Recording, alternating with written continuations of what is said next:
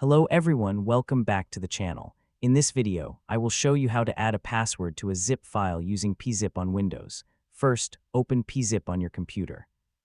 At the top of the PeaZip window, find the Add button. Click the Add button to start the archive process. Here, you can select the files or folders that you want to include in your archive. Next, choose Zip as the archive format. Now look for the password or encryption option. This option allows you to protect the archive with a password. Enter a strong password in the password field.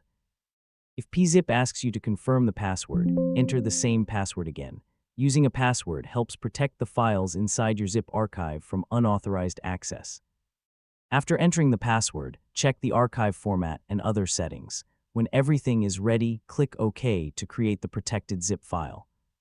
PeaZip will then create the zip archive with password protection. When you or someone else tries to open the protected archive later, the correct password will be required. Make sure you remember your password and keep it in a safe place. If you forget the password, you may not be able to access the protected files. That's how you can add a password to a zip file with PeaZip. Thanks for watching. Don't forget to like, subscribe, and follow for more easy Windows tutorials.